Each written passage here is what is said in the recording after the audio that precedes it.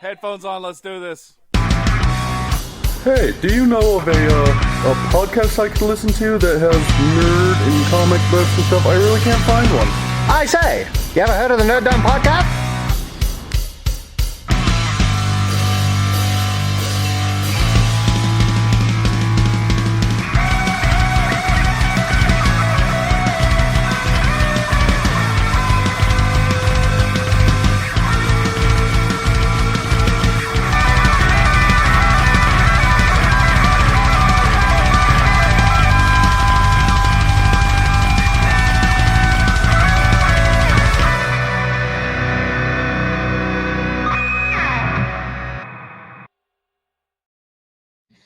Hello, everybody. Welcome to the Nerd Dome Podcast, episode 265. I'm your podcaster without fear, Luke, and today I am joined with this uncanny guy. Times 265 uncanniness. Uncanny units.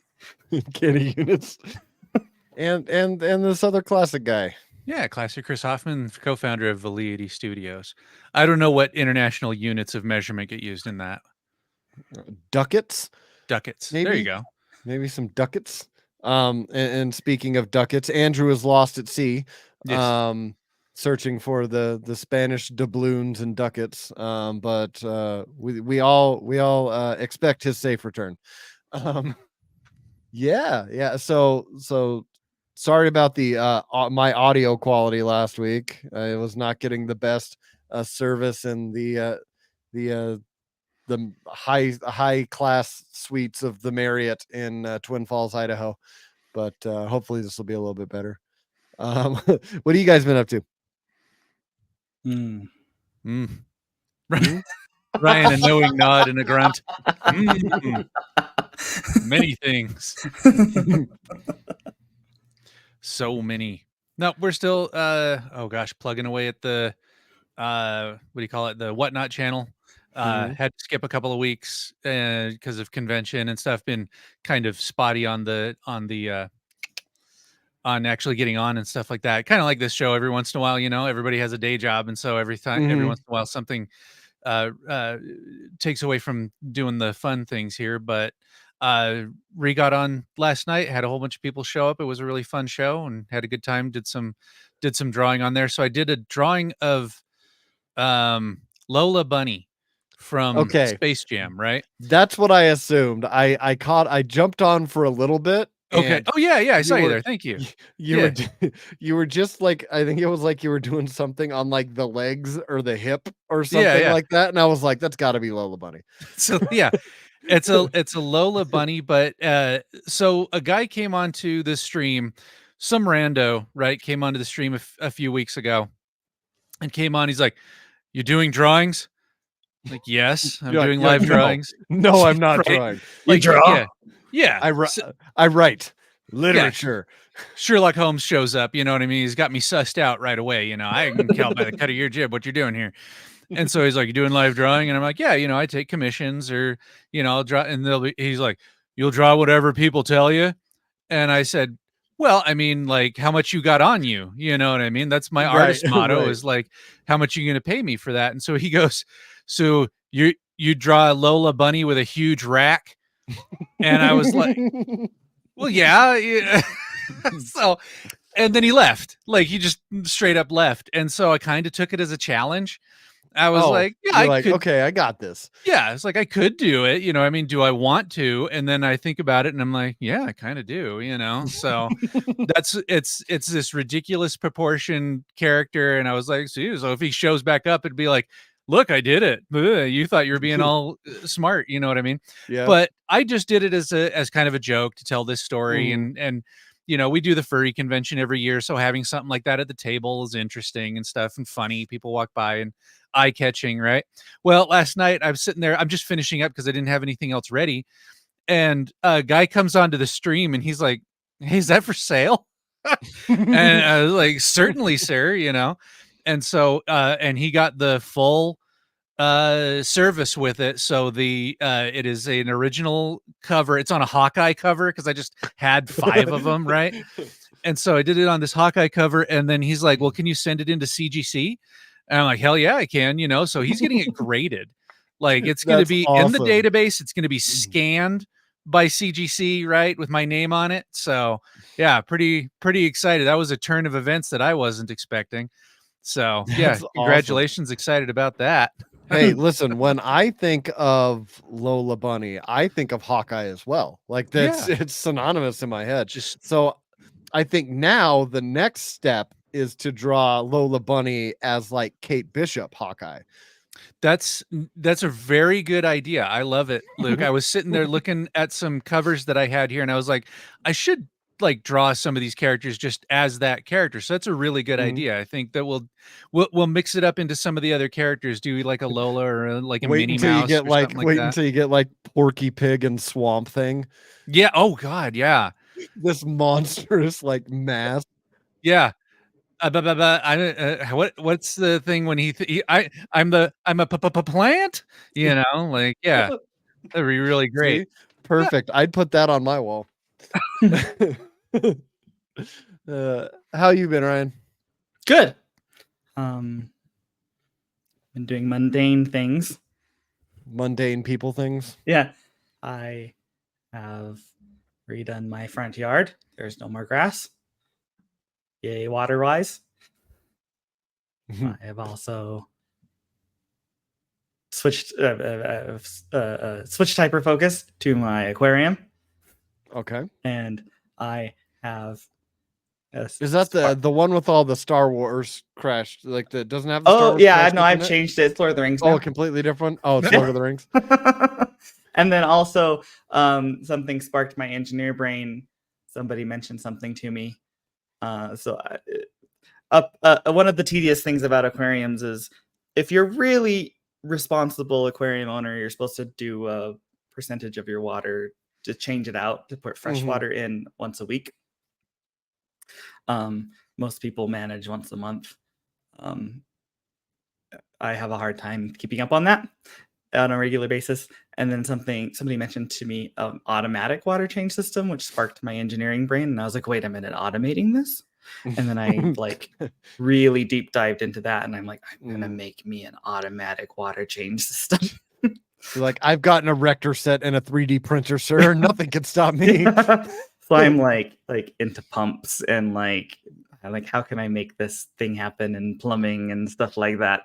And I've sufficiently got my boyfriend concerned about ruining the floor in that room. You're gonna create it, right? But it's gonna be 3 times bigger than the actual fish tank, and you're just gonna have this 3D printed in a bunch of different colors monstrosity just hanging off the side that you can then decorate. Yeah. Oh man, that's very much sounds like me. I think the Lord of the Rings fish tank would have worked with Sir Davos. A lot more accurate. So backstory: I had a fish tank one time, and I needed to get rid of it, and I just had one. I was like, okay, I'm not gonna purposely kill the fish, but I'm just gonna keep going on. But when that fish is gone, that's gonna be the end of the fish tank. This fish would not die. I was like, this thing's gonna live forever. And then eventually Ryan was like, I'll just take it. So he took the fish. We named it Sir Davos from Game of Thrones. And he was with you for a long time. He was with me for a long time. Just eventually passed. The goldfish. I wasn't even. It was a guppy. It was a guppy. The guppy that would never die. I even got him some friends. I got him a school. That's the next tattoo I've got to get is a guppy that just says Sir Davos under it. And then it's like 20 question, like 2018, 2019 question mark. Like, I don't quite know when Sir Davos kicked the bucket, but like, what's up with your guppy tattoo, bro? Don't worry about it. But yeah, so what we're going to talk about today is there was the big Disney's convention D23 in Anaheim. That wrapped up over the weekend, and so we're just gonna kind kind of go through some of the announcements and maybe dive into the ones that we're excited about. I mean, some of them are just like, here's a logo, so we really can't dive too much into those, but yeah. So the first one, they put the trailer out for Moana 2. Um, it looks delightful. I know my kid's gonna love it. Yeah, think it'll have the yeah. crab in it again. I like the crab. Ooh, I don't know. I don't know. I know the Rooster's back, and yeah. Dwayne the Rock Johnson is back. Yeah. But yeah, I mean, I always thought, like, I remember when I first watched it, that like the actual animation of the water is so good. Like, I would just watch that. Just like go ahead and animate the water and put a boat on it for an hour, and I'd be like, that's so good. Did you see the wave? It's so good. But Isn't this yeah. one that Moana has a little sister? Yes. Do you think So she'll be able to bend another element? I don't know. Maybe she'll be an airbender. She'll be a firebender. She'll be a firebender. But it says it's set 3 years later. And Moana and Maui team up once again to face a new threat, which is The Fire Nation. The Fire Nation, led by Moana's little sister. That was the plot twist the whole time. Yeah. She's in it for murder and power. But she was kidnapped a while ago and leading the Fire Nation, and unknowingly that she's from there and Moana's sister. Yeah, I like this. Let's just dive into that fanfic somewhere. The next one that we saw was the live action teaser trailer for Snow White. Wasn't this the one that has all the drama about that? Yes. The actor that plays Snow White. Yes. So was it Rachel Ziegler is playing Snow White? Yeah. And it took me until I was actually reading through the just kind of the behind it that it's Gal Gadot is the evil queen. Yep. And I was like, even in the trailer, I had to go back and watch it, and I was like, oh, that is her. Huh. I think visually all of the live action like Disney animated remakes, they all look good. There's some that I like more than others. You know, it's like, especially those ones like Ryan, like when in like the early 90s when we were younger, like when the Lion Kings and the Aladdin animated movies were coming out, those are kind of like core memories. So seeing those live action ones where it's, you know, they're for the most part the same, but and I still have a hard time calling the Lion King live action. I'm like, it's all CGI. This is just a different kind of animation. It's not live action, but you know, cool. We'll keep calling it that. Like I didn't mind the Aladdin one until the new song break in the middle of it. It was fantastic. That they kept going back to. You're wrong. Over and over and over and over. And I was like, oh my gosh, we get it. This is your new song. You've sung it 13 times. The only complaint about that movie is they didn't have Jafar's song. It's my only complaint. I thought Will Smith did awesome as the genie, though. I remember a lot of people were like, because it was right after Robin Williams passed away, and they're like, you can't really follow that up and try and do that. You kind of have to do your own thing, and I think he did it. I think he did it well. But no, the Snow White one looks, from what we saw, it looks pretty good. And I think that's one that like there's not a lot of people around anymore that were like, oh, I remember seeing Snow White in the theater in 1937. However, I do remember my grandpa telling me about it and how much of a thing it was to go see Snow White for his generation. When did Bambi come out? Let's see. 1942. Hmm. So, the war.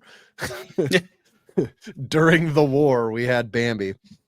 That's another one that I'm surprised they haven't done I mean, they've done like the fake commercial with The Rock as Bambi, but like that might be a next one on their horizon if Snow White does well, go back and pull some of those older ones. Well, they might be having some I don't know, Disney might have like an issue with like the ones that have, I don't know, they did Lion King where it was like really sad when his dad dies, right? But these ones where it's like, his mom just gets shot at the beginning of the movie, you know what I mean? It's like, oh my god, like this It's all right. horrifying scarring. They'll make it a bow and arrow this time. It'll be so Something. much better. She gets killed in an accident or something, or something like that, where to soften the blow a little bit. What Disney doesn't understand is that a lot of times these horribly scarring kid experiences are what galvanizes our love of Disney later on. You know what I mean? Like the rides, they soften the rides, so that they're less scary sometimes. And then it's like, no, that's what we're coming back for. You know what I mean? Like this scared the hell out of me as a kid, and I'm coming back for it. And so I'm just wondering if they're doing, like, I would love to see them do something, because they're redoing the hits, right? Like, so they're like Snow White and Lion King and stuff like that. It's like, do something out of left field, like do a live action of the Black Cauldron. Yeah. You know what I mean? Like do the whole thing. Yeah. All the books. Yeah, do it. Yeah, and just go and be like, this is a property we own. You know what I mean? Like, do it. And be like, check it out. We know what you want here, and really freak people out. Be like, you kept complaining about the ones we were doing. You know what I mean? We're gonna do this one. We're gonna do Fox and the Hound and ruin a new generation of kids. Ooh. That make it like intensely sad when she leaves him out in the forest and drives away. Yeah. Yeah. I was just looking up another one. I couldn't remember if Disney owns it, but Disney owns everything now. Why not remake or like CGI version of The Brave Little Toaster? Oh yeah, that would be funny. Yeah, CGI, like that movie. Like as realistic as possible, like a really, really realistic anthropomorphic and bring toaster. John Lovitz back and everything. Yeah, there you go. Disney wants to make just like the boatloads of money. And I don't know how, because they know it, because they're making a Zootopia sequel. But it seems like Robin Hood is where it would be at. That would be a good one. That would be a really good one. Yeah. So that you were talking about like sidetrack time. We were talking about like movies that scarred us when we were kids. Is there one that comes to mind for you guys, maybe more than some of the other ones? Like Disney specifically? Or just, there's maybe something animated. Because as kids we watch a lot of animation. I have one. Yeah, what's yours? The Land Before Time. When the mom gets killed by the T-Rex at the very beginning. Yes. I was like, oh, what? And then he's just dealing with depression and loss through this whole thing. And that was like 1988. But it's Don Bluth, Don Bluth animated. And then as I was just looking it up to see who owns it, I didn't know that producers on that movie were Steven Spielberg and George Lucas. I did not know that they were involved in The Land Before Time, but that was the one. That's the one for me that sticks out. Yeah, no, it's a good one. Don Bluth is like the master of all those, like Secret of NIMH. Those ones where I was like, should I be watching this? Like I don't feel. Didn't he do Fern Gully too? I think love that movie too. Yeah. Fern Gully. I don't know why that popped into my head. I haven't thought of that in 20 years. Fern Gully. It's directed by Bill Coyer, but I don't Hmm. know who the studio was. It's I don't know. It just had that Don Bluth like look to it. Who made what animation studio was? Yeah, Croyer Films. Yep. Bill Croyer. I don't know who he is. Okay. But yeah, Secret of Nim was another one that I was just like, ugh. Yeah. All Dogs Go to Heaven. Yep. Titan AE. Oh, I love that movie. That's one of my very favorite movies ever. American Tail. That's Feifel? it with Feifel. Yep. Yeah. Don Bluth was a hit machine. Yeah. Mm. I didn't Yeah, realize that all those were the same person. He was Fox and the Hound as well. Yep. Oh, really?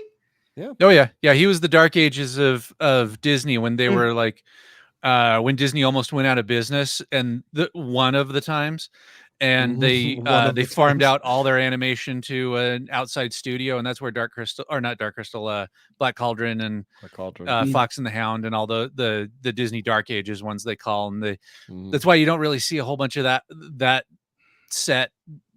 They'll get to it eventually because they're going to go through the whole library, right?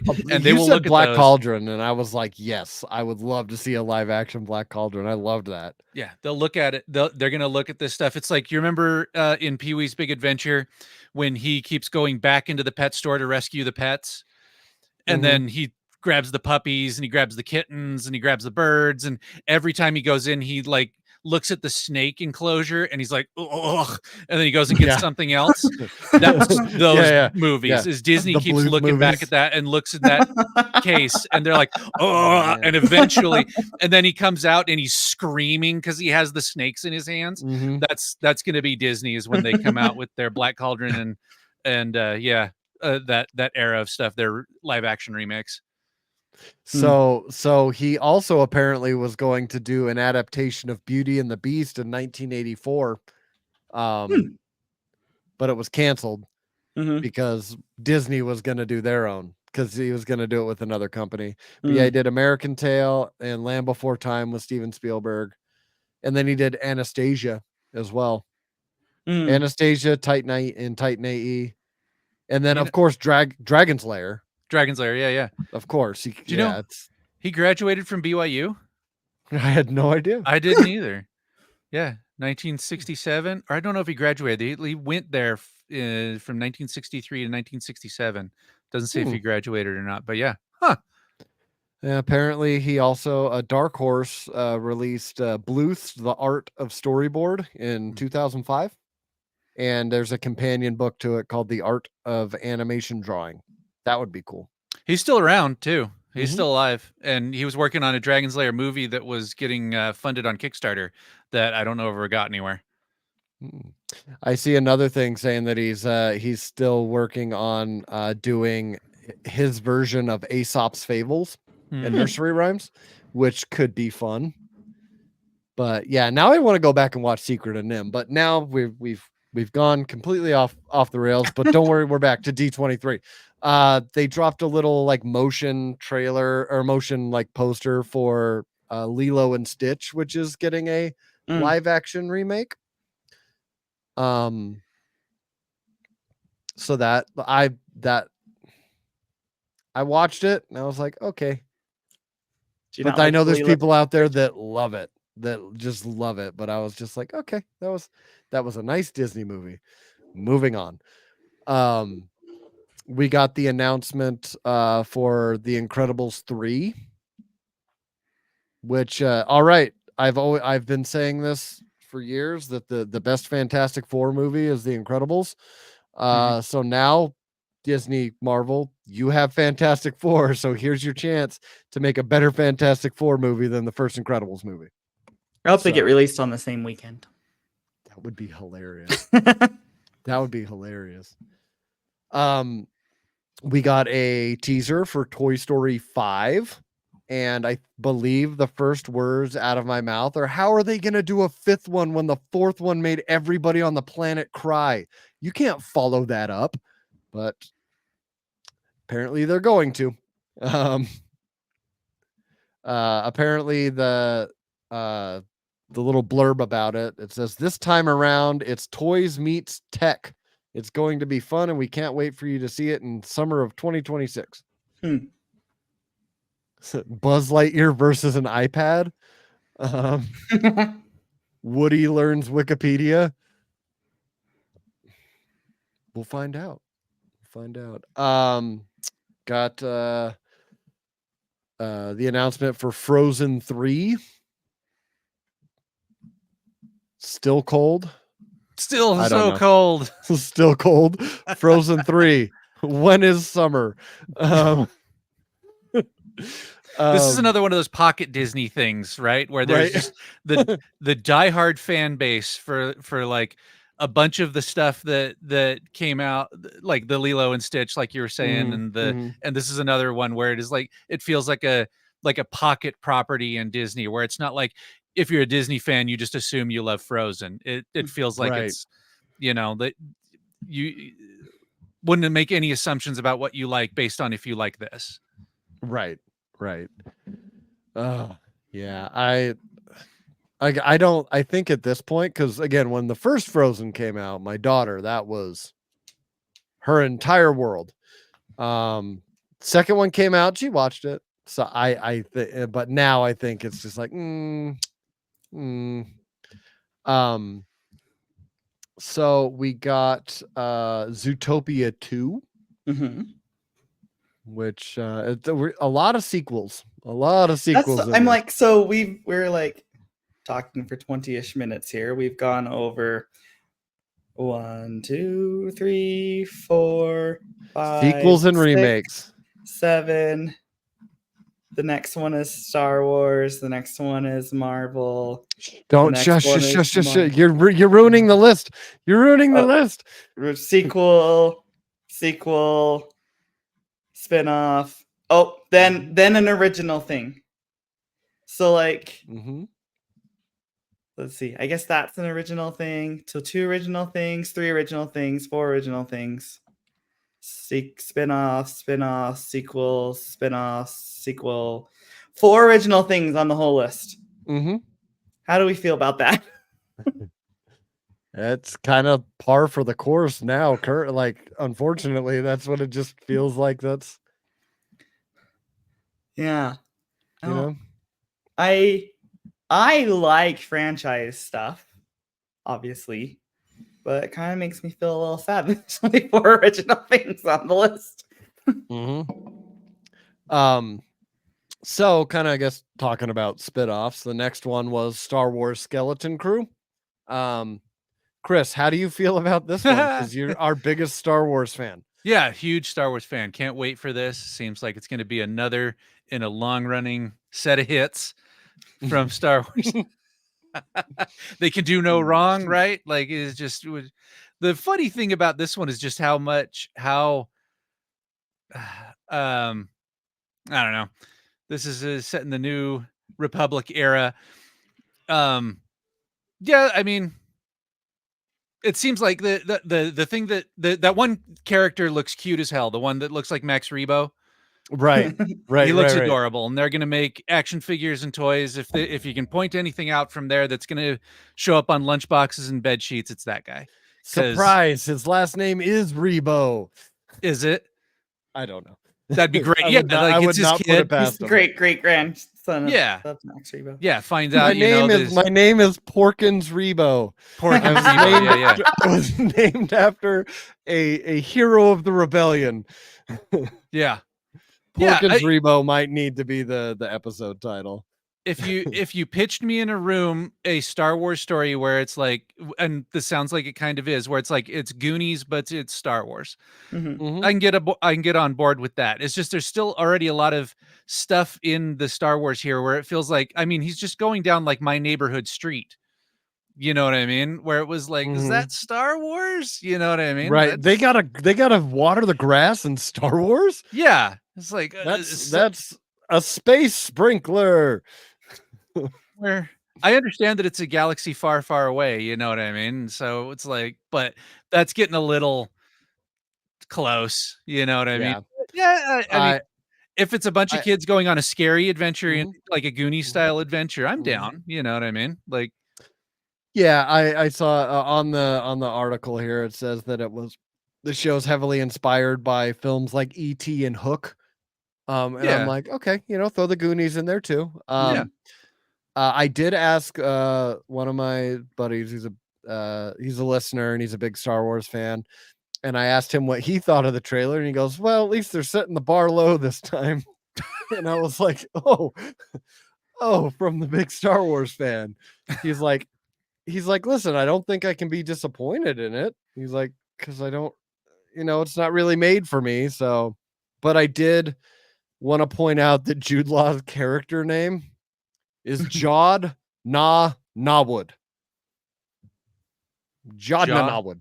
Jawa Nawood. JODNANAWOOD. God. Okay. It's like they're not trying anymore. Jod Nawood. John, not. Oh man. It feels like a mispronounced song lyric. Yeah. Like just in the middle of the song. Jod Nawood. No, yeah, they didn't know what to put there. They're like, we were just singing that because it was part of the tune, and nobody ever changed it. Made a big hit. That's the hit of Porkins Reebo. Yeah, baby, Porkins Reboot's new single, Jod Nawood. Oh man. But yeah, so that one is supposed to come out December 3rd on Disney Plus. Okay, now we're gonna move into some Marvel stuff.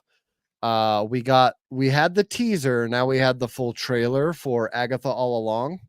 Chris, you just watched it before we started.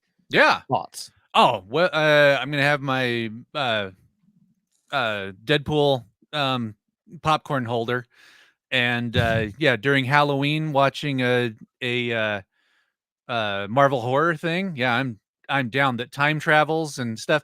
Agatha was like out of nowhere. This is something that I think has happened a little bit in the MCU, right? Where there is just a side character, right? Just someone who's in the story. Groot as another example, right? Where they just steal the spotlight, where they're just like, holy shit, we didn't even know what we had here. You know what I mean? Right, And then right. obviously they overdo it, but this feels like it's in the same vein where it was like, oh, we didn't realize how, because they kind of imply that she's dead at the end of the show in WandaVision, right? And then they were like, well, shit, she was really, and multiverse, it could be her clone or from a different universe or her from the past or whatever. It doesn't matter anymore. You know what I mean? If you like a character, we'll bring him back somehow. But I'm super excited about it. Like, this is one of the things to look forward to. And I sure hope that Disney and Marvel like keep up this sort of like Halloween tradition. It feels kind of like the way the comic books used to come out, right? Like you get the Halloween special, and then you get a character that gets popular in one book and they get their own book. So I mean, I think if they follow, blueprints of things that worked in comic books like that, they'll have a lot of success with it. But right. I was hoping, like, again, because I want more of the Werewolf by Night. Like just that, like more expanding on that, like, Man Thing or Elsa Bloodstone or something like that. So, but this also is right up that alley. And yeah, I'm excited about it. And apparently, during the convention, there was there's an original song called "The Ballad of the Witch's Road" that somebody performed there. But yeah, so it's got Catherine Hahn, who's Agatha. And then it's going to have Joe Locke, Patty LuPone, Aubrey Plaza, Shahir Zamata, Ali An, and Deborah Jo Rupp. Which I'm glad that they brought her in from WandaVision as she was one of the townsfolk in what wasn't Pleasant View. Westview, yes. I was thinking of that Tobey Maguire movie back in the day. I think it's great. Excited for this cast. I love Aubrey Plaza. I am so excited for her to be in it. I am so excited to see who Joe Locke is playing because I really want him to be someone very specific. And I'm excited for him too, because he's been in some other things that I've enjoyed. My boyfriend is a fan of him too, and some other things. So I'm excited to see him in this too, and I very much want him to be who I want him to be. I really want one of these Disney shows. And this would be the closest one since it's part of the like magic Doctor Strange, part of the universe. Mm-hmm. I want to see some cameos from the Hellstrom TV show. Oh yeah. One that just went by. It wasn't Mhm. great, but it wasn't terrible, you know what I mean? And I would love to see Son of Satan get another bite at that apple, you know what I mean? Mhm. Like he could be in a throwaway here, just to keep the thing alive, to see if they could come back and do a better job with it. But I'm waiting to see if anybody has been paying enough attention to like MCU stuff to bring something like that back. Right. Nobody would care except for me. Yeah. They did it just for Chris Hoffman. Yes. Yeah, no, I'm excited for it. So next we got another little snippet of the Fantastic Four first steps, and I believe they put out a longer trailer than the original one. And you actually get to see, because I think in the first one you don't actually see them, you kind of just see like them walking around, but in the new trailer you actually get to see Pedro Pascal's face. And he does have the mustache, so we're gonna have a mustachioed Reed Richards, which I've seen bearded Reed Richards. I don't think I've ever seen a mustachioed Reed Richards. There's got to be one somewhere. I don't know that I've ever seen one either, but there's got to be, right? Like that book's been around for 50 years. There you go. There's your next. There's another cover you can do. Yeah, macho mustachio. He shaves it into a handlebar mustache and goes, super hipster. Yeah, and mustache wax Mhm. on it and stuff like that. Yeah, man. Mhm. It's the Reed from where being the smartest hipster is the most important thing. The more He's curly like your mustache is, the more IQ you get. Yeah, the smartest barista in the universe. I'm doing some Googling and I'm seeing just the beard. That's great. Yeah, solo mustache. I just can't believe that nobody ever decided that was going to be something especially to do. Back in like the 60s, right? Yeah. Like when the mustaches were in the 70s, when the mustaches were in. Yeah. He didn't get a beard until like, I think like fairly recently. There's an adjacent mustachioed Reed Richards, because there was a What If comic where What If the Marvel bullpen were the Fantastic Four, and Stan Lee is the Reed Richards character with his mustache. And he doesn't look all that different from Reed Richards, and they made Jack Kirby into being the Thing, which he absolutely fucking hated. Right. Yeah. I'm quick Google also. Now everyone can check off Reed Richards facial hair talk off of their weekly checklist. But yeah, no, it looks cool. There's a little there was like this little like, hey, sorry we can't be at D23. We're in the middle of post-production or whatever right now, but you get to see Johnny Storm in the suit.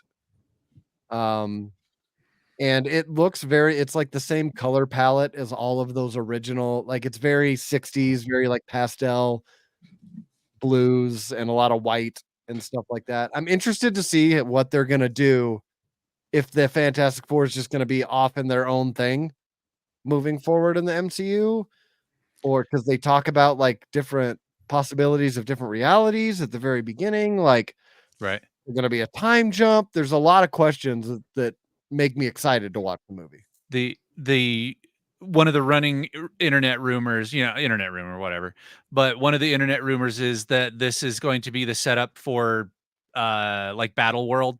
Like this is it's a 60s that didn't exist here. It's an alternate universe Earth, right, where and that's the best way to do the Fantastic Four, is place them in their era, right, and then if you need to tear them out, to put them somewhere else. But that's also the thing of having like God Emperor Doom, is that then what he's So from what I and this is total speculation, who knows, internet people, right? But that was going to be the lead up for the Kang stuff, was that they were going to, since they introduced this idea of pillar beings from different universes, right, in the Deadpool movie, that there was going to be a Kang that goes into all those different realities and grabs them all from different realities, right? And then he was going to put them together on Battle World, and then that was going to lead into Secret Wars. And then the Secret Wars feels like that's where they're going to, like, that's going to be like their infinite, what do they call, infinite crisis thing, where they just kind of mash everybody into one place. And then it's like, okay, we have one unified universe. It's the mutants, the Fantastic Four, the X-Men, Ghost Rider, whoever else they're going to buy when they come into that. And then that's going to be the reboot of the Marvel universe. Then you could restart over the other characters again. Right, because it's all in a new universe. And so who knows if that's actually a thing, or if that's just fan fiction, you know what I mean? But it seems like a logical way to go about it. So as I see some of they're just diving in on this because they have some other cast members and the characters that they're playing. So Julia Garner is playing Shala Ball, Silver Surfer's love interest. And Ralph Ensign is playing Galactus. So they're going for it. And I know Natasha Lyonne's in it, and John Malkovich. And I'm like, you got John Malkovich? This is awesome. Like, so I'm excited for it. But as excited as I am for that, it is dwarfed by Daredevil Born Again. It took me a lot of searching and a lot of crappy cam videos, but I got to see the little trailer that they did, and it looks like, you know, there's Daredevil season 4 from Netflix, like, and we paused it for a few years and play. The suit looks great again from the grainy video. Seeing Karen and Foggy and Matt all back together. They brought out those three plus Vincent D'Onofrio and John Bernthal. And yeah, it looks great. We get a little snippet of White Tiger to see him for the first time, and then you get a little bit of Wilson Bethel's Bullseye from season 3. I'm very excited. Like, again, it could have looked like garbage and I'd still be excited. So I'm just telling you right now, I am not a fair judge on this, but it looks like more of the same. There's another, you know, the fight scenes look just as brutal. I just think as punchy. there's a thing or a shot in it where it's just him punching and punching and punching and punching, because he has to punch a guy 15 times in the face so he doesn't get back up. He's not Steve Rogers. You can't just like backhand him into a pillar. So I'm like, cool. It feels more. I had the impulse to say, yeah, because he's just so weak. Because he's just a So man. weak. I did like being patted by marshmallows. Yeah. There was a scene where he had like multiple cowls for his and they had like the black one. They had the white one. Yeah, what's with the white one? It's from the new stuff and it's garbage and I don't want it. So in the new comics, like, he got that when he was battling a demon in hell and he was like supercharged and everything went white. And then in the current comics run, it just pops up every once in a while when he's fighting demons. And I'm like, I don't like this. Just wear the red one, please. But it looked like they had the different ones from, like, there's the one from She-Hulk was up there. The one from season 3 of Daredevil was up there. So it's like, it's the Batcave thing, right? Where he opens it up and it's all the bat suits. I'm like, yes, give me that.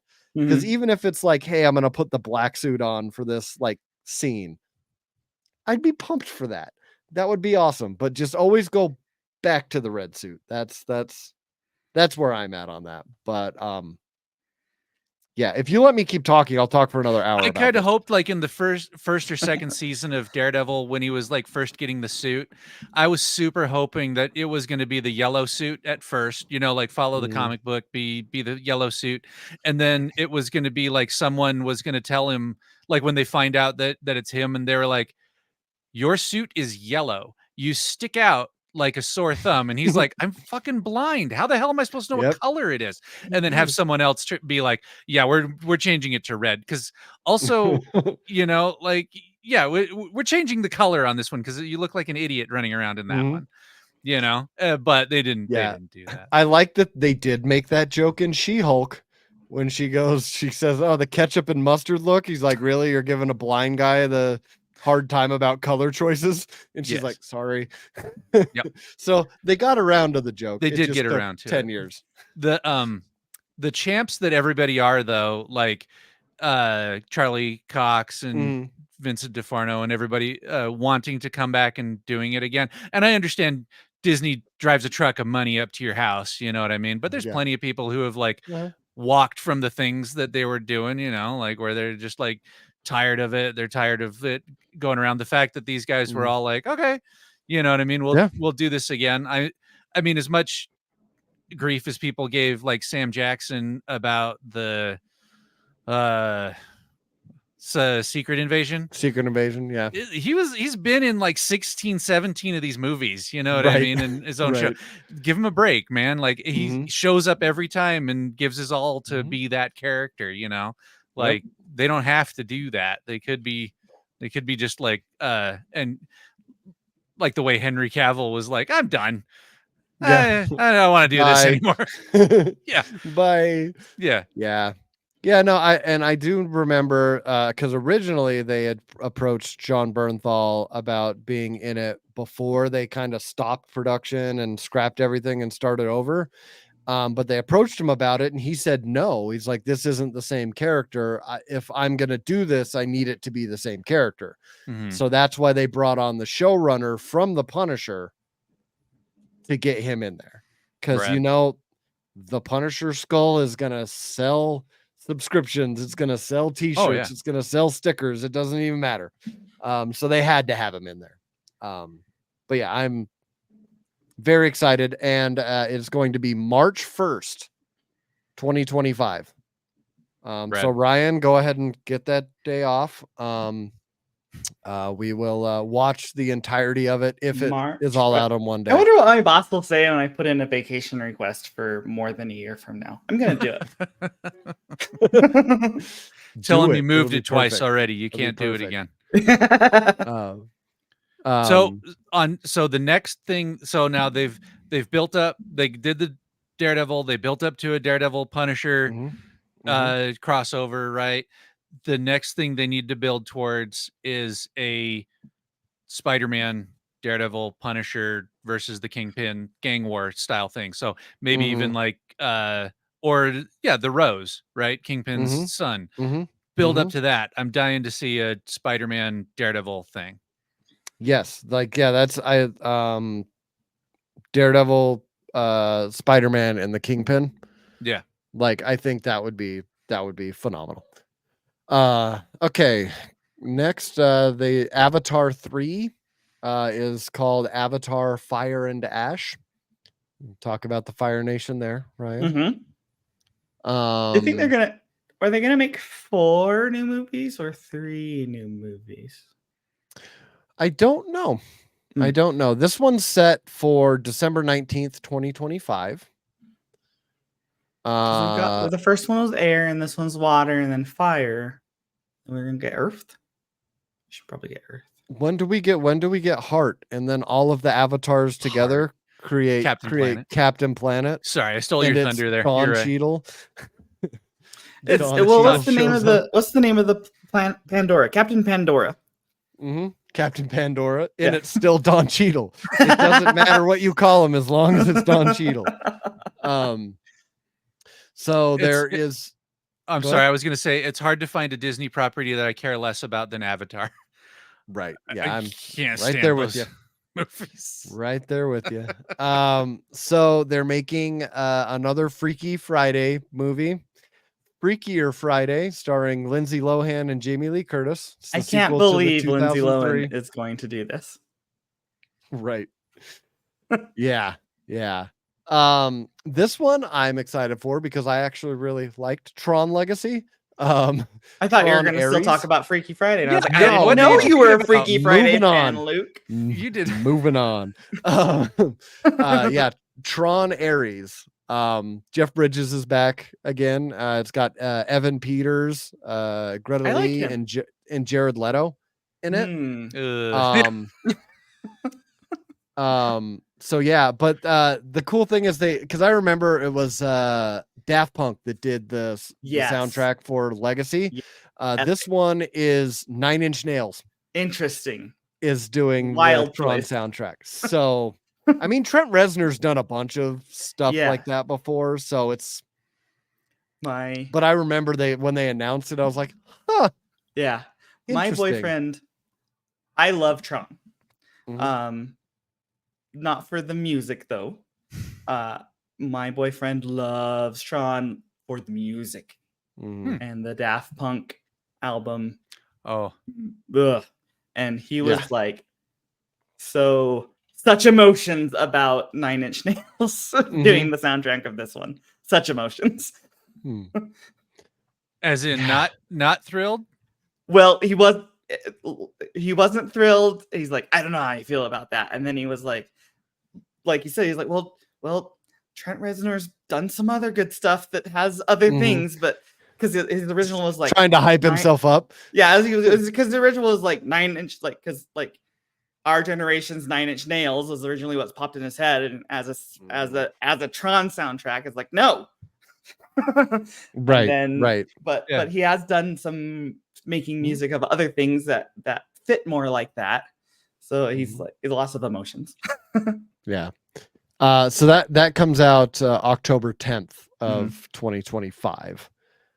I feel like it's one of the utilized what do you call it? Properties that they have. Tron?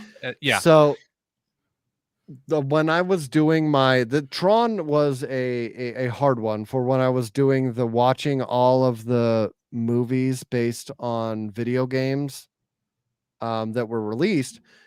Tron, the game was released with the movie. They were released the exact same day. So is it based on the game or is the game based on the movie? The original one? The original Tron. They came out the same time. Wow. And I don't know which one was which one was do you say, is it based on this or is it, or is it a movie tie-in game? Is it one of the first next to E.T.? Is it one of the next the first movie tie-in games? Right. I don't know. Yeah. But I love them. I love the Tron movies. So for your boyfriend, you can take him to some of these, watch some of these where Trent Reznor was the composer for the soundtrack. So he did the Teenage Mutant Ninja Turtles Mutant Mayhem, the latest one.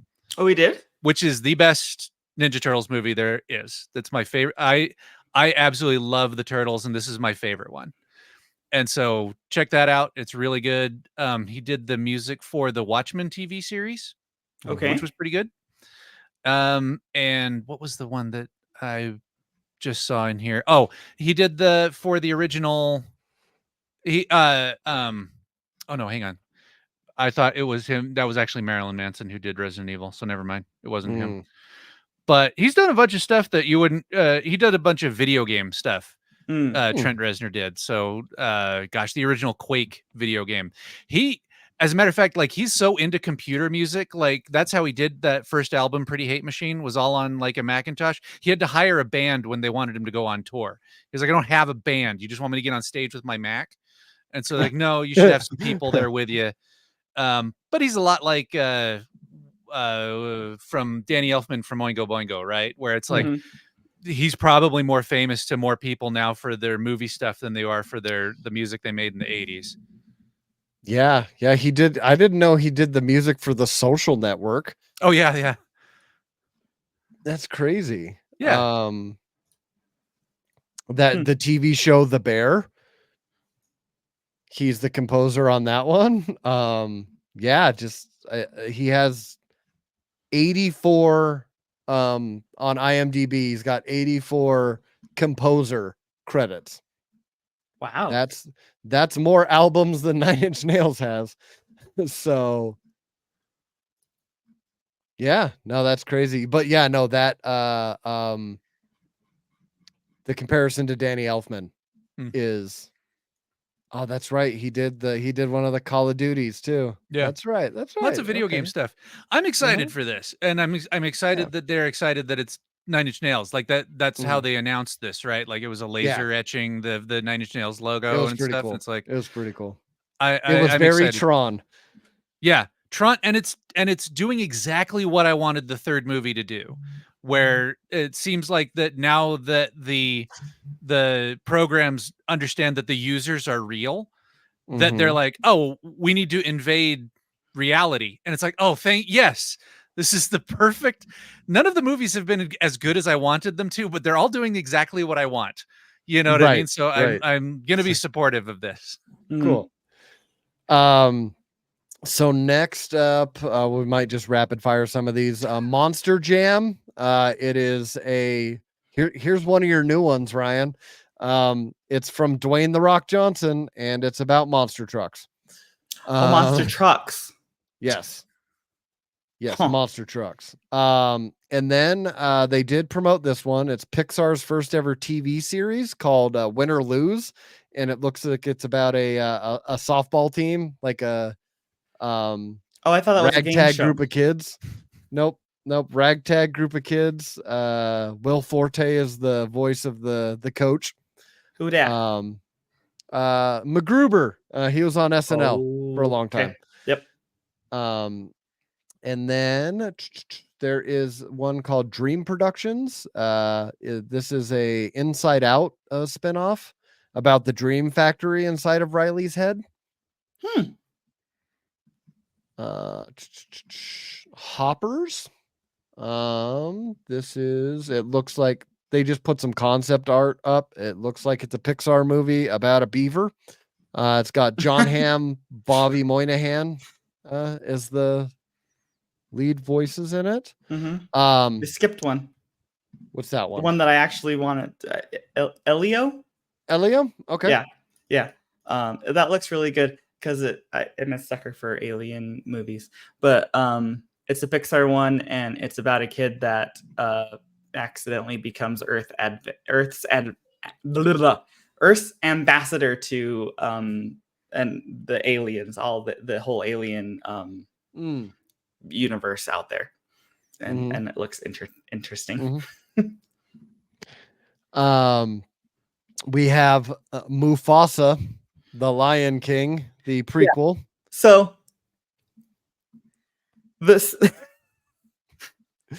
is really entertaining to me because the trailer makes it look like Mufasa is a orphan, outsider, something or other, finds this other, what's the right word for a group of lions? Pride? Yeah, pride Yep. lions, and gets adopted.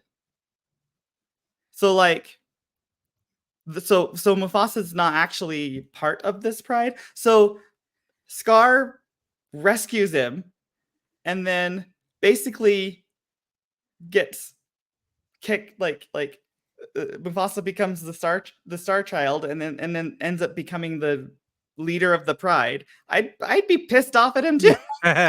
So this is, I saw that, but this is how I think it's gonna play out, because in the trailer he talks about like smelling where home is. I think something terrible is gonna happen to that pride that Scar is a part of, and then it's just gonna be Scar and Mufasa making it back to Mufasa's original pride. But since they're brothers now, he's a brother. So I think Scar's entire pride gets killed by all those white lions they show in the. Oh, okay. That's the way I took it, because he keeps talking about finding home. So I was like, I assume home is like the Pride Rock area. Okay. Because they're very like jungly, swampy in the in the trailer. That's the way Okay. I took it. Okay.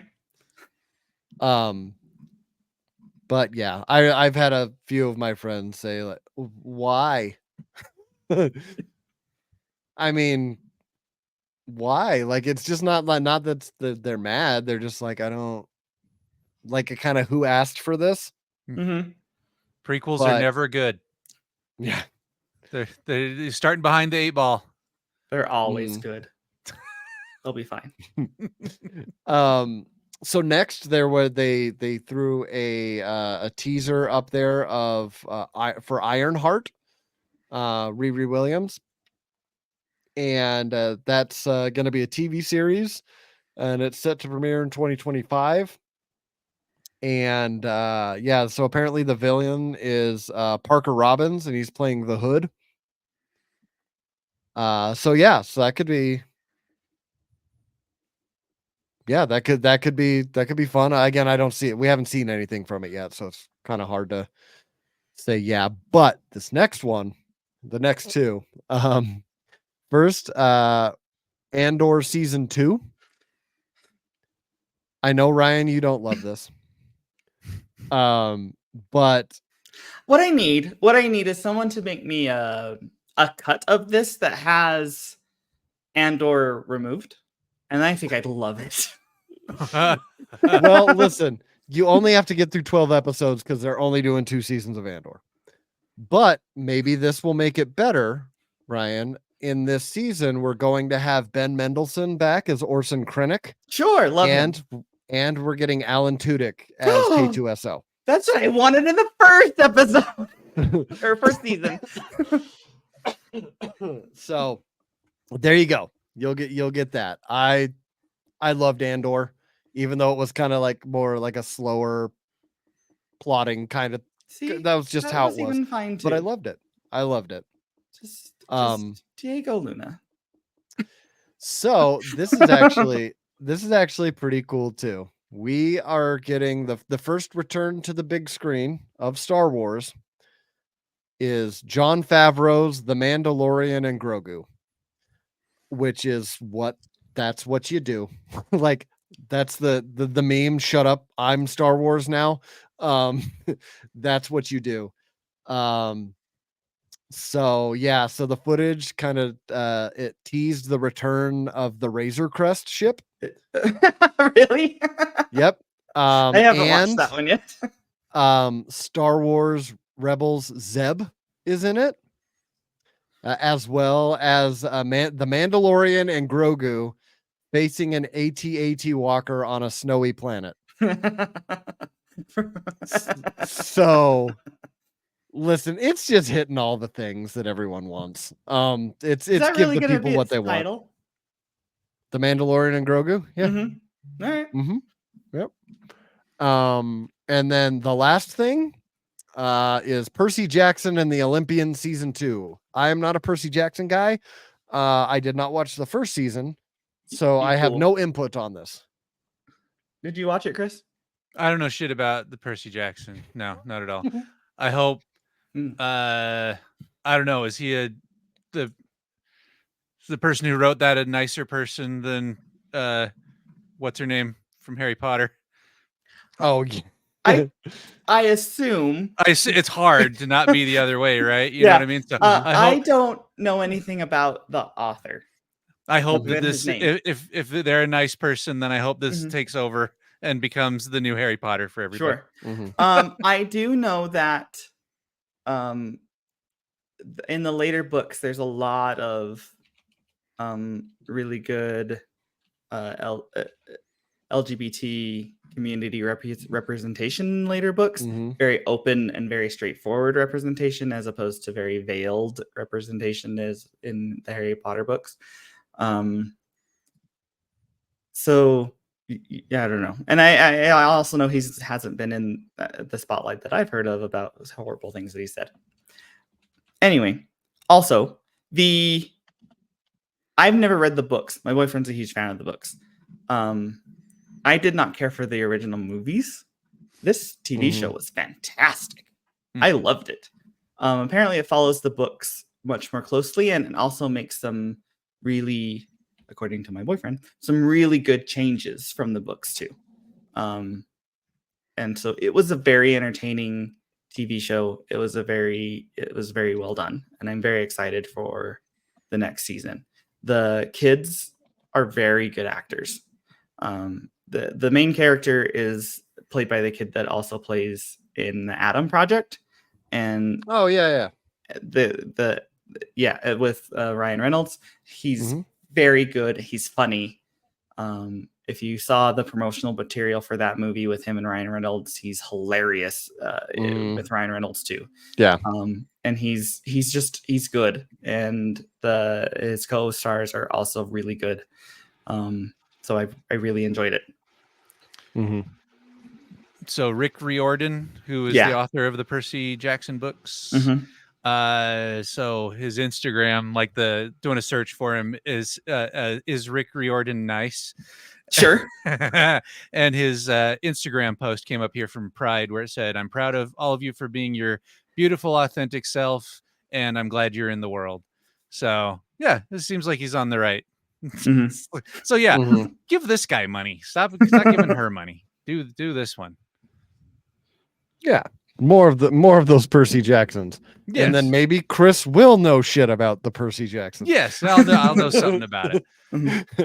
Be supportive. Yeah. Okay. Did you guys have any comics you want to talk about this week, or do you want to call it an episode? Oh, comics. I don't have anything. The Blood Hunt is over, so I'm on to figure out what things to read. What my new series is going to be. Maybe I need to switch over to whatever DC event is going on right now. Yeah, because there is one. Yeah, probably. It never stops now. Yeah, but all right, Ryan. No, I don't. I suck. But I have been watching Star Trek Prodigy, and I adore that show. And I wish I had more time to finish it quicker. I had this dream where I had a weekend off and I could binge it, and then that didn't actually happen. But I have been watching it just a half an episode at a time as time allows. But I love that show. Yeah. For the family now, we got. Oh, sorry, you go ahead. No, I said I've heard good things about Star Trek Prodigy. I was gonna say we got all the way caught up with Demon Slayer. Oh yeah, that is a good show. I am behind. The animation is so good. The animation is so good. The characters are good. There's a pace and a cadence to the seasons that are similar, but so you're watching the same show, but there's like these cool goofy parts that are then put next to these like super serious, like serious and horror and stuff like that. I love so many of the characters and their interactions and stuff. Really, really, really good show. Yeah, that's awesome. We are current on the English dub of the My Hero Academia stuff, and I am not okay with that. Not okay with what happened in the episode we watched recently. See, then you can be like me, the Dragon Ball fan, where Dragon Ball Super ended in 2018, and I'm like, it's 2024. Yes, I know there was a pandemic, but y'all said there was going to be a second season of Dragon Ball Super. That was 6 years ago. Come on, please. All right, guys. We'll call that an episode. Thanks for listening, everybody. If you have any comments or questions, go ahead and you find us on Facebook, Instagram, everywhere as the Nerd Dome Podcast. And yeah, it'll be fun times. Ryan, don't forget to subscribe. You may now exit the dome. Fuck responsibility. And I could see the whole time. Hail Hydra. Was that Andrew? Was it Glub Glub? I'm still lost at sea. Why did you sound like Zoidberg?